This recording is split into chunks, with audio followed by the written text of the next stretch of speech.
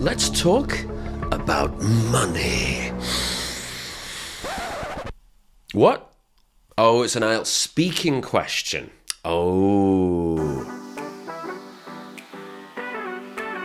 So, let's take a look at some great vocabulary and some advice and some full Band 9 answers for the latest IELTS speaking topic of money. I'm Francis from Last Minute English, and on this channel, we help you to get a great score in your English exams like IELTS and Duolingo, and we help you reach advanced level English. So, if that sounds good, make sure to subscribe. So in this video, we're looking at 2 of the new IELTS speaking questions about money.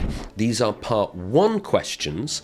The first one is, do you prefer to save money or spend money? And the second, do you think cash will still be popular in the future? So we've got 3 parts to this video. I'll give you some quick advice.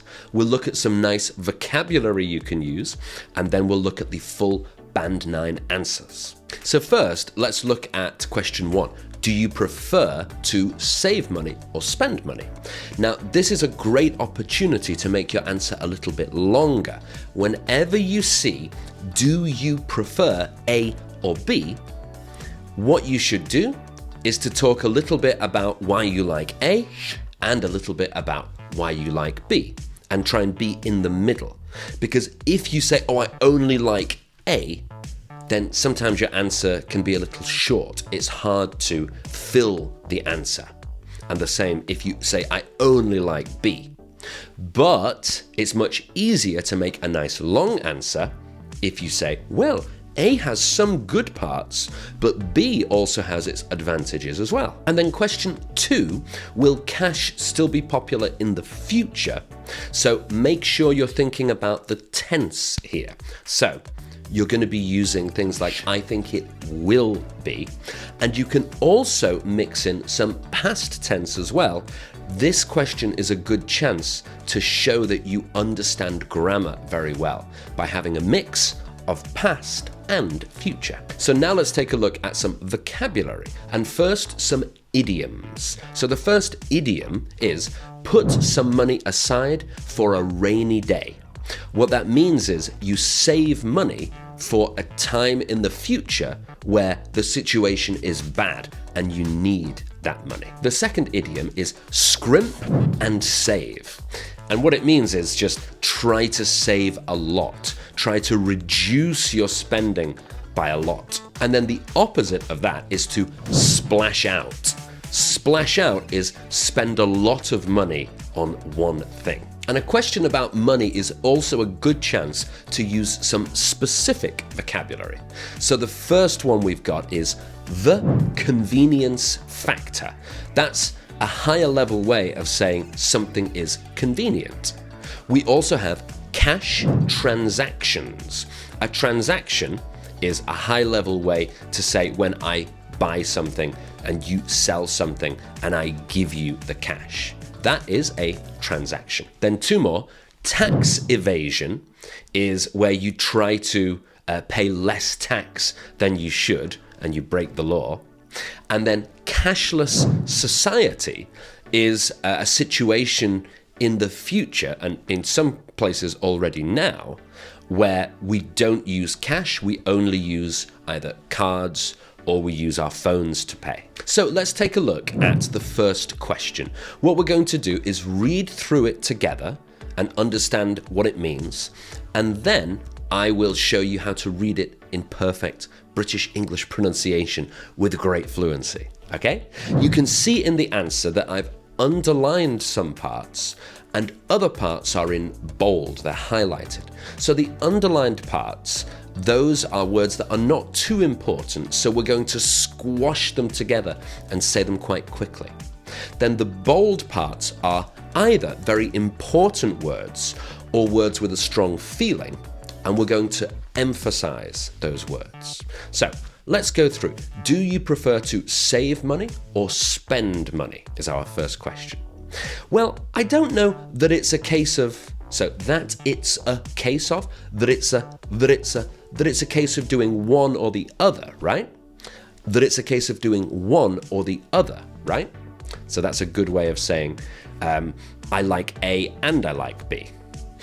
I think most people would agree that it's good to do a bit of both. A bit of both. A bit of both. Obviously, you need to put some money aside for a rainy day. There's that idiom. Put some money aside for a rainy day. For a rainy day. But you don't want to be, there's a nice one, want to. You don't want to be scrimping and saving 100% of the time. So it means you don't want to live a very, very, very saving, frugal kind of life. The next part, it's good to splash out and treat yourself every once in a while. Splash out and treat yourself. I generally aim to save, not to save, to save. I generally aim to save about 30% of my salary each month, and then anything that's left over is mine to spend however I like. Okay, so there we go. Now we're going to read through sentence by sentence. After each sentence, I will stop and I want you to pause the video and say it yourself. Try to copy the way that I read it. Okay, let's have a try. Well, I don't know that it's a case of doing one or the other, right? Okay, now pause the video and say it like I did. Good. I think most people would agree that it's good to do a bit of both. Your turn. Very good. Obviously, you need to put some money aside for a rainy day, but you don't want to be scrimping and saving 100% of the time. Good. It's good to splash out and treat yourself every once in a while.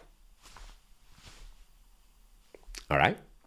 I generally aim to save about 30% of my salary each month, and then anything that's left over after that is mine to spend however I like. All right, very good. Then let's move to question 2, and we're going to do the same thing again. So, do you think cash will still be popular in the future? Let's look at the answer. I think it'll take a few more decades. It'll take a few more decades to die out completely. But I do think, so the stress is on do. I do think cash is on the way out. Is on the way out. So it means I think that we'll still use cash for a few more years, but cash is going like that. Obviously, there's the convenience factor. It's way easier just to carry your phone or card around than having your pockets full of coins. So just to carry your phone or card around than having your pockets full of coins. But also, societies with more cash transactions tend to have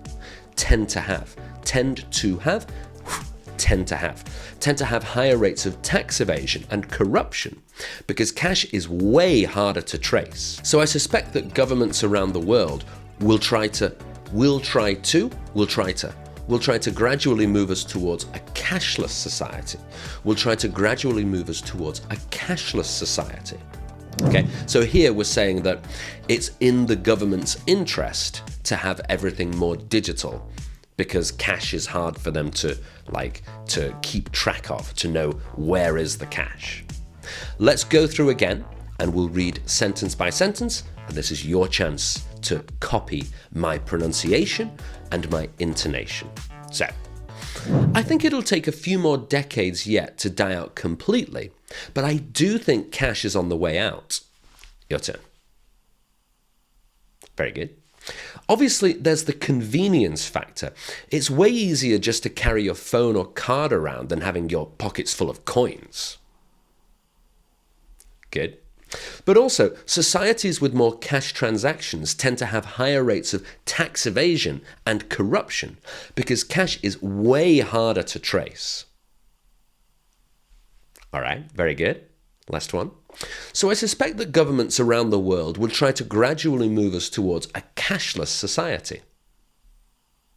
All right, very good job. And remember, you can come back and practice these as many times as you like. The more times you practice, the better your pronunciation and your English fluency will become. Now, if you found these Band 9 answers useful, we have a great resource on our website, which is our IELTS Speaking New Answer Package. It's a PDF and it's got all of the latest IELTS speaking questions and our own answers, and you can get that for free.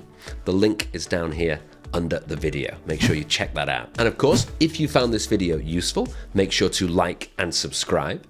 I'm Francis from Last Minute English. Thank you very much for watching. Good luck in your IELTS exam. I'll see you next time.